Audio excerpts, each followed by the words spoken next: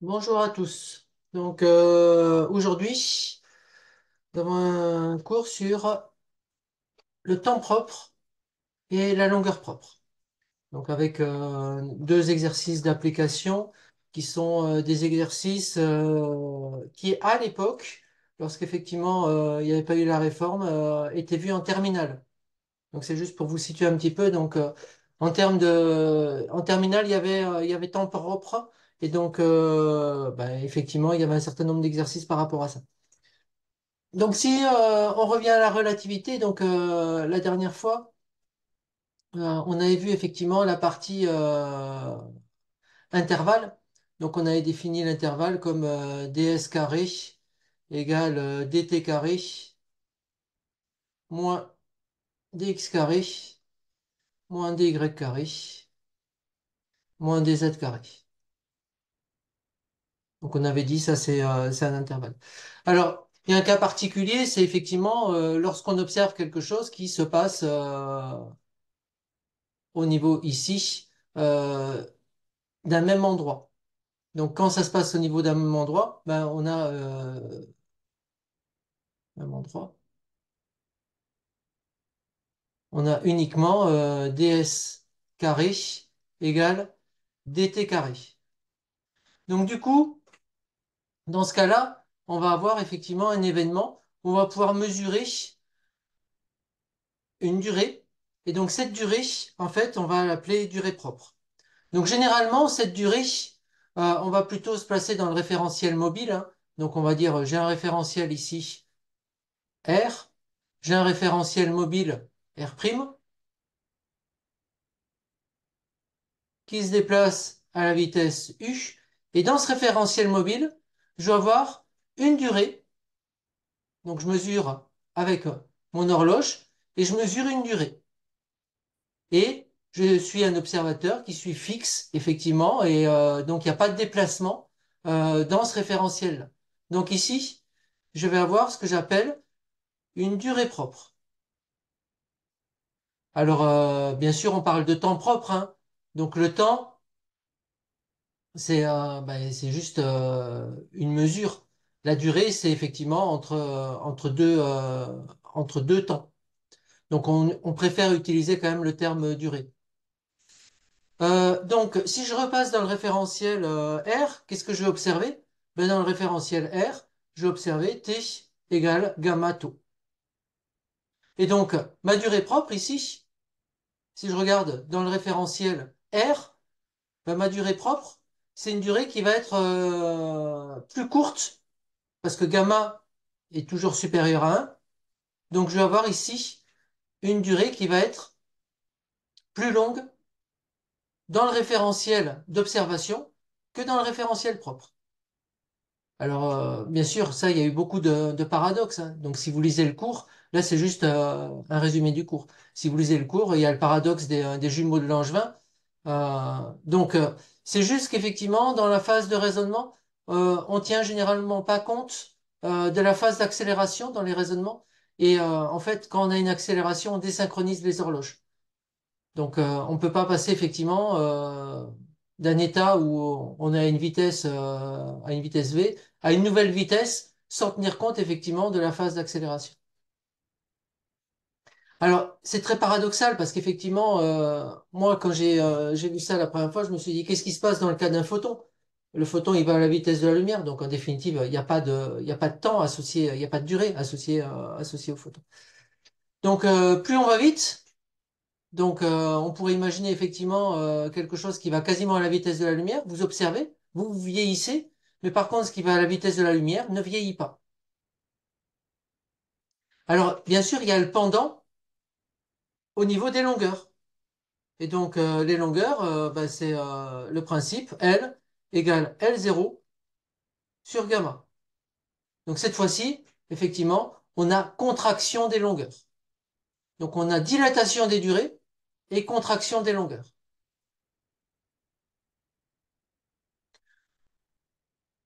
Alors, ça a beaucoup intéressé les gens, hein, forcément, surtout les philosophes. Et donc, ben, il y a eu énormément d'expériences pour vérifier ça. Donc, je vous ai mis un document qui est une publication internationale où les gens ont regardé le muon, sa désintégration en un électron, plus, donc après, c'est des neutrinos, hein, donc ça n'a pas d'importance. Donc, le muon qui se désintègre. Et donc, les gens, en fait, ont fait une expérience. Donc, ils ont ralenti les muons et puis ils les ont mesurés. Donc, qu'est-ce qu'ils ont fait? Ben, ils ont fait une expérience assez simple. Ils ont été sur le mont Washington, donc à 1907 mètres. Et puis, ils ont mesuré le nombre de muons qui avaient une certaine vitesse. Donc, la vitesse, c'était une vitesse proche de la vitesse de la lumière. Donc, ils ont mesuré ici 568 muons pendant un certain laps de temps. Et puis, ils ont été au niveau de la mer.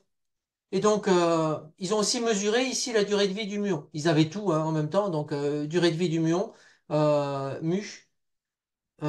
la durée de vie, je vais la noter tôt.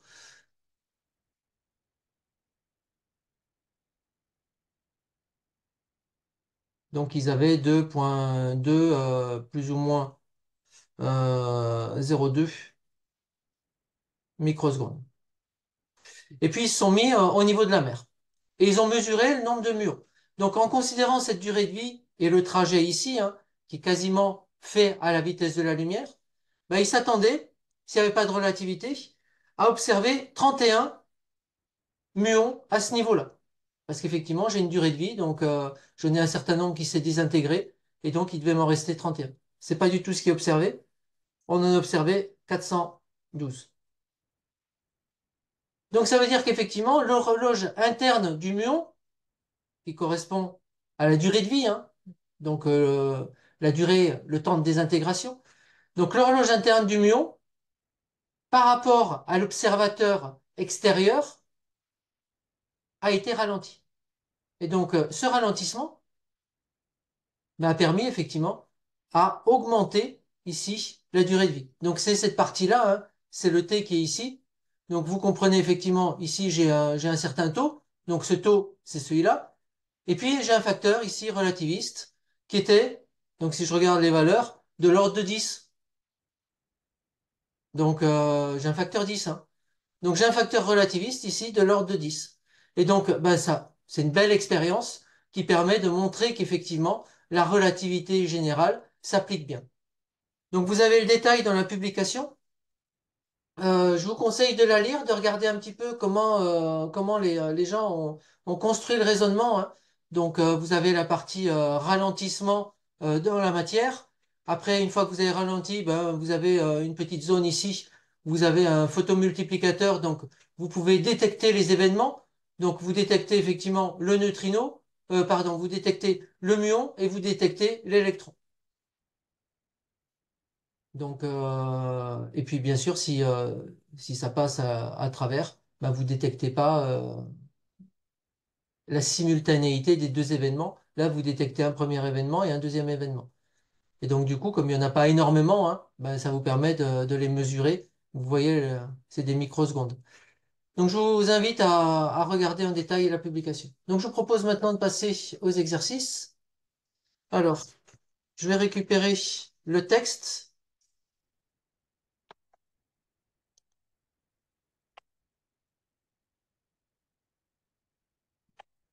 Voilà, donc mon texte, effectivement, c'est voilà, j'ai un référentiel mobile dans lequel mon photon fait un aller-retour. Donc le temps dt prime pour faire l'aller-retour, ben, c'est deux fois l'aller. Et donc l'aller, c'est la distance L sur la vitesse, donc sur la vitesse de la lumière. Maintenant, je suis dans le référentiel qui est le référentiel d'observation. Donc ici, effectivement, mon observateur est fixe par rapport au miroir. Ici, l'observateur voit le miroir se déplacer. Et donc, cette fois-ci, je vais avoir un dt. Donc, il faut que je regarde effectivement la longueur ici de ce segment-là. Donc, ici, j'ai un dt. dt, ça va être égal à quoi? Ça va être égal à 2 fois la distance d sur la vitesse de la lumière. Donc, d, c'est quoi? C'est L carré plus... Alors, je vais me déplacer. Donc, mon référentiel mobile, il se déplace à la vitesse u. Donc, ça va être u, qui est ici, fois le temps dt.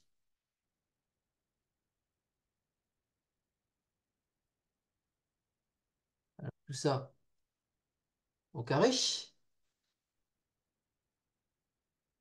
Alors là, j'ai mis la distance d. Donc, u, euh, je me déplace à u. Et donc, pendant le temps dt, en fait, je parcours le double de la distance. Donc ici, il faut que je divise par 2. Alors, est-ce que là, on est bon? Je prends la racine, bien sûr, de cette grandeur. Et ça devrait aller. Donc, ben, j'ai plus qu'à remplacer. Donc, ça fait... non, je vais pas remplacer. Je vais juste arranger un peu l'expression. Donc, ça me fait un dt carré sur... Ensuite, je vais mettre c dt donc sur 2. Et j'ai un c en haut. Voilà. Qui est égal à un L carré plus U dt sur 2 au carré. Donc je continue à arranger. Donc si je veux extraire dt, ça va être un L carré. Je veux passer ça. Donc j'ai un C sur 2 au carré moins un U sur 2 au carré.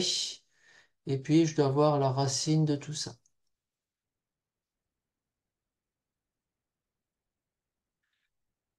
Et ça vaut...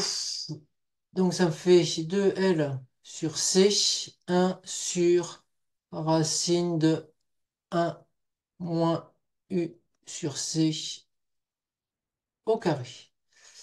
Donc du coup, bah, j'ai trouvé le lien effectivement entre dt et dt'. Donc j'ai dt' multiplié par gamma. Et donc, ben, forcément, hein, ici, mon dt', c'est la durée propre.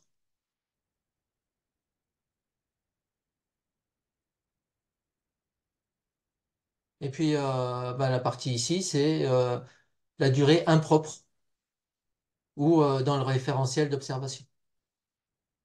Donc voilà, en principe, c'est le premier exercice qu'on voit sur les photons hein, pour trouver simplement le lien entre dt et dt'.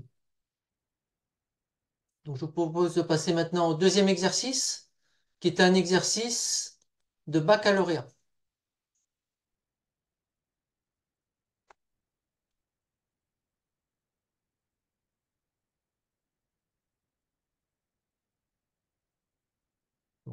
On y va?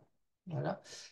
Donc, on a une étoile proche, on a un vaisseau qui met 3 ans pour faire un aller simple, et la distance, en fait, elle vaut 4,22 années-lumière. Et donc, il y a un certain nombre de questions hein, pour s'intéresser à ce voyage spatial. Donc, est-ce que c'est une durée propre ou une durée mesurée?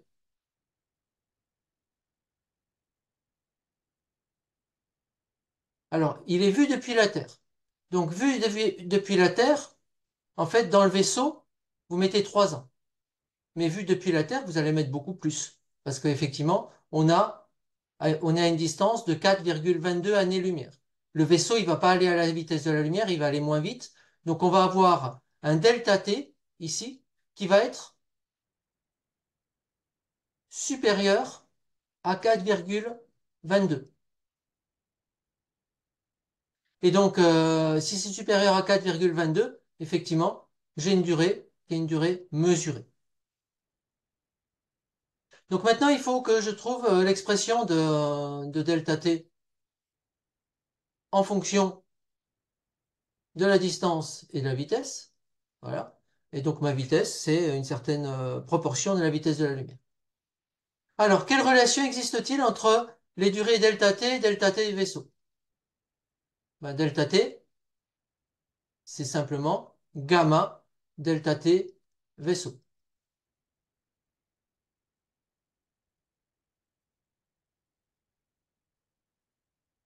Donc, en déduire la vitesse à laquelle se déplace le vaisseau par rapport à la Terre.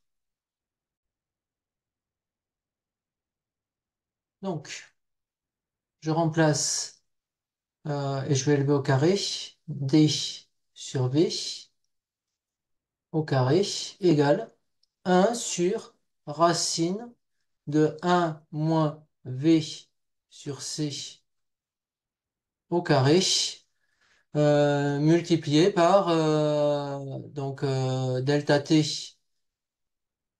du vaisseau et tout ça au carré.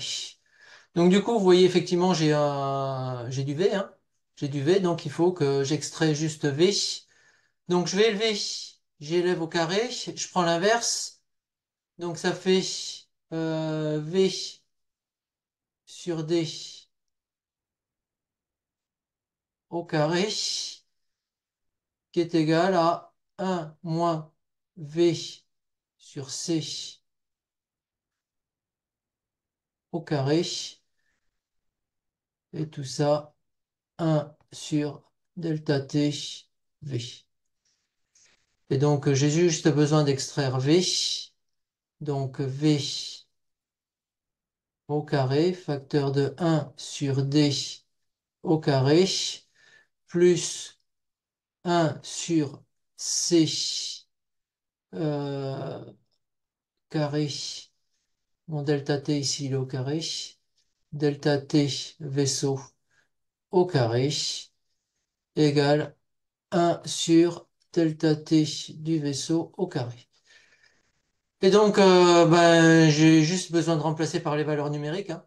Et donc j'en déduis que V est égal à 0,815 fois la vitesse de la lumière. Voici. Donc voilà, j'ai trouvé effectivement la vitesse à laquelle se déplace le vaisseau par rapport à la Terre. Donc ben, on peut effectivement calculer maintenant delta t. Donc delta t,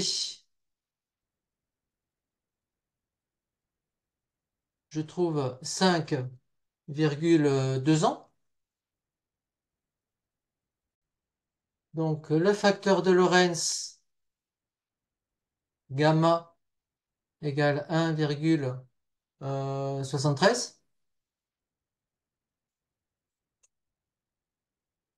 Et maintenant, on va regarder ce qui se passe dans le vaisseau. Donc, on vous dit, lors de la désintégration d'un atome de carbone 14, donc celle-là, elle n'était pas dans le sujet de bac, hein. C'était juste un petit rappel de ce qu'on a vu à la séance précédente. Donc, il y a un électron qui est émis avec une vitesse de 0,8 fois la vitesse de la lumière dans le sens de la marche. Alors, le vaisseau, déjà, se déplace à 0,8. Et donc, par rapport à la vitesse de l'observateur, est-ce que la vitesse est 1,6 fois la vitesse de la lumière? La réponse est non. Et donc, forcément, quand on a des vitesses qui sont des vitesses importantes, bah, il faut utiliser la loi de composition des vitesses relativiste. Donc, bah, effectivement, ici, votre vitesse, V, ça va être la somme des deux vitesses. Donc, 0,8 plus, je vais arrondir, hein, 0,8 sur 1 plus 0,8 fois 0,8. Donc ça nous fait, si on regarde, 0,64. non, pardon, 1,6, 1,6 sur 1,64. Et donc ça, c'est bien inférieur à 1. Donc, fois la vitesse de la lumière, bien sûr, ici. C'est bien inférieur à 1 fois c. Donc, je suis bien inférieur à la vitesse de la lumière. Donc, faut pas oublier d'utiliser la loi de composition des vitesses dans ce cas-là, parce qu'effectivement, les vitesses ne sont pas du tout négligeables par rapport à la vitesse de la lumière.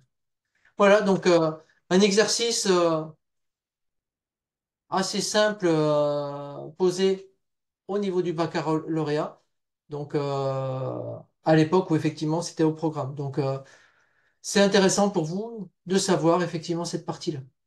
Voilà, je vous remercie de votre attention.